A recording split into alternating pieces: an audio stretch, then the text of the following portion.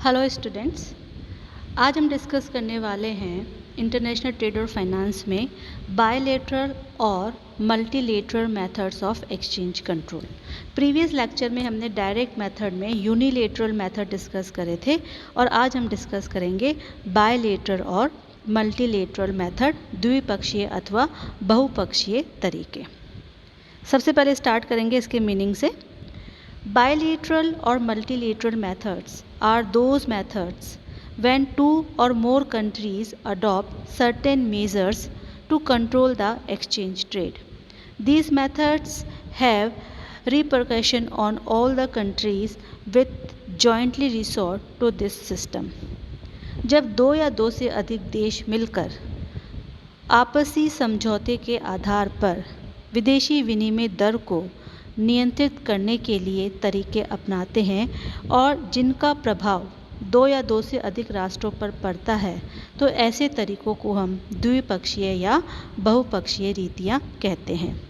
इसमें कौन कौन से मेथड्स होते हैं वो हम डिस्कस करेंगे। बायलैटरल मेथड्स और मल्टीलैटरल मेथड्स में बहुत सारे तरीके इंक्लूड होते हैं। उसमें पहला है पेमेंट एग्रीमेंट्स यानी कि भुगतान समझौते। दूसरा है उसमें क्लियरिंग एग्रीमेंट यानी कि समाशोधन समझौते। तीसरा है stand still agreements. Stand still का मतलब होता है यथा स्थिर, यानी कि जैसे थे वैसे ही, तो यथा स्थिर या यथावत समझौते। नेक्स्ट है कॉम्पनसेशन एग्रीमेंट यानी कि क्षतिपूर्ति समझौते। एंड लास्ट इज ट्रांसफ़र मोरेटोरिया यानी कि विलंबकाल हस्तांतरण। अब ये क्या होते हैं, इनको हम डिटेल में वन बाय वन डिस्कस करेंगे। उसमें पहला हम डिस्कस करेंगे पेमेंट एग्रीमेंट, भुगतान समझौते। Under this method debtors and creditor country the provision is made for repayment to overcome the difficulties of delay involve in setting international payment.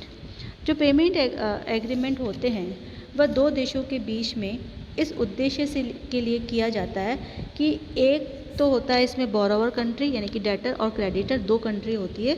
तो जब दो या दो से अधिक राष्ट्र के बीच में ऐसा समझौता किया जाता है जिसमें ऋणी देश ऋणदाता देश को, एक ऋणी हो गया और एक ऋणी मतलब ऋण लेने वाला और ऋणदाता जो ऋण दे रहा है, ऋणदाता देशों को मूलधन और ब्याज और लाभांश जो चुकाते हैं उस पर जो ऋणदाता राष्ट्र होते हैं यानी कि ऋण देने वाले राष्ट्र होते हैं, वो ऋणी देशों के से आयात पर प्रतिबंध लगाने की उनको छूट नहीं होती है। Under this between the debtor and creditor country the provision is made for repayment to overcome the difficulties of delay involve in setting international payment. क्योंकि जो ऋणी देश है वो ऋणदाता देश को कब मूलधन और ब्याज चुकाएगा, जब उसके पास में विदेशी मुद्रा होगी, और विदेशी मुद्रा कब होगी, जब वह निर्यात करेगा। तो जब ऋणदाता देश ऐसे देशों के आयातों पर कोई प्रतिबंध नहीं लगाएगा, यानी कि जैसे कि मान लो मैं हूँ ऋणी देश, ऋण लेने वाला देश इंडिया है और ऋण देने वाला देश कोई दूसरा है, तो इंग्लैंड अपन एग्जाम्पल ले लेते हैं।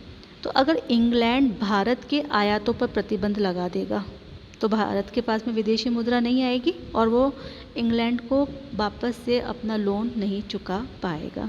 तो ऐसी स्थिति में इंग्लैंड भारत से होने वाले आयातों पर रोक नहीं लगाता है। Under which the loan providing country does not impose any restriction on the imports from the borrower country and the borrower country make efforts to keep the imports from the loan providing country at the minimum. वही मैंने अभी आपको समझाया। दूसरा जो loan लेने वाली company है वो अपने आयातों को कम रखने की कोशिश करेगी। उससे क्या होगा, अगर आयात कम होंगे तो उसका विदेशी मुद्रा है उसकी कम खर्च होगी और वो लोन आसानी से चुका पाएंगे। तो ये होता है पेमेंट एग्रीमेंट, भुगतान समझौते, जिससे कि हम एक्सचेंज कंट्रोल करते हैं। ये उसका एक मेथड है बायलैटरल और मल्टीलैटरल मेथड के अंतर्गत। सेकेंड है क्लियरिंग एग्रीमेंट, समाशोधन समझौते। Under these agreements, the importers of the countries make the payment for the imported goods not in terms of foreign currencies but in terms of domestic currency, which is deposited in the clearing account of their respective countries. इसमें क्या होता है, जो importer country है वो अपने import किए गए सामान के लिए विदेशी मुद्रा में भुगतान न करके स्वदेशी मुद्रा में ही उस देश के में क्लियरिंग अकाउंट के समाशोधन खाते में जमा करा देगी, जो उस देश के सेंट्रल बैंक के पास में होता है। And likewise the exporters in the two countries receive the payment of their exports not in foreign currencies but in term of their domestic currency with the help of clearing account of their respective countries। इसी तरह से जो निर्यात करता है उसको भी भुगतान उसकी स्वदेशी मुद्रा में मिलता है क्लियरिंग अकाउंट से उस देश के। इसका मतलब क्या हुआ कि इंपोर्ट करने वाले को पैसा स्वदेशी मुद्रा में चुकाना है और एक्सपोर्ट जो कर रहा उसको भी पैसा स्वदेशी मुद्रा में ही मिल रहा है, विदेशी मुद्रा की अभी तक आवश्यकता इनको नहीं हुई है। That's way under these agreements direct transfer of foreign exchange does not take place for payment of import and exports. तो इसमें जो विदेशी मुद्रा का आयात और निर्यातों में सीधा भुगतान नहीं होता है। This method was first practised by Germany and Switzerland in 1930 during the period of great depression. सबसे पहले इस तरीके का यूज़ जर्मनी और स्विट्ज़रलैंड में 1930 की महामंदी के समय किया गया था। अब इसमें सेटलमेंट कैसे होता है, जैसे बैंकों में होता है समाशोधन की, कि इसमें हमने कहा कि आयातकर्ता माल का भुगतान विदेशी मुद्रा में नहीं करता है बल्कि भुगतान देश की मुद्रा में ही समाशोधन खाते में जमा कर दिया जाता है, और उसी प्रकार निर्यातकर्ता भी देशी मुद्रा में समाशोधन खाते से भुगतान प्राप्त कर लेता है।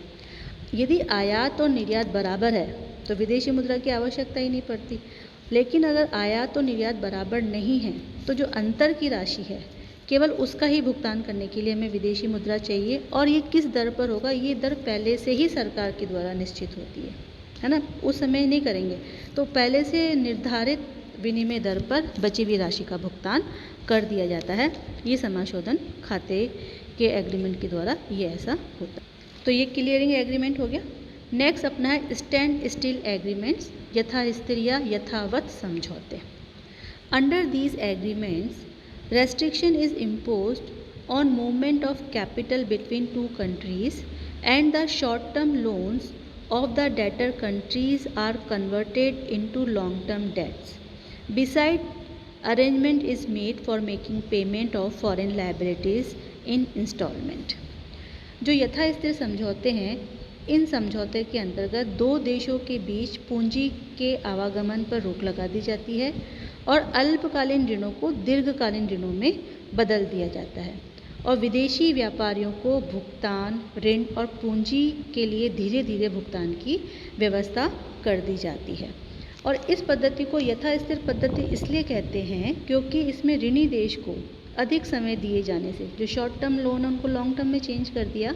इसका क्या मतलब हुआ कि उनके पास अब लोन चुकाने के लिए ज़्यादा समय है, ठीक है ना। तो ऋणी देश को अधिक समय मिल जाता है और इस समय का सदुपयोग वो अपनी स्थिति को सुधारने के लिए करते हैं, ठीक है ना।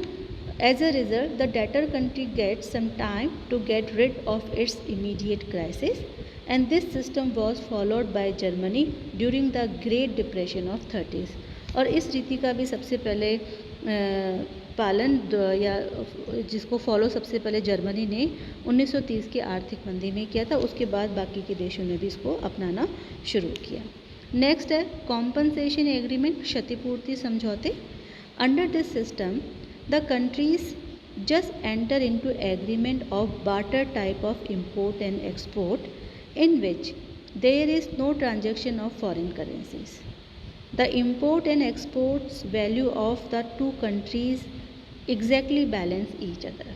इसमें क्या होता है, दो देश परस्पर वस्तु विनिमय के आधार पर बराबर मूल्य के आयात और निर्यात का समझौता कर लेते हैं। यानी कि जितने मूल्य का मैं आयात कर रहा हूँ उतने ही मूल्य का मैं निर्यात करूँगा, तो मुझे विदेशी मुद्रा की आवश्यकता ही नहीं पड़ेगी।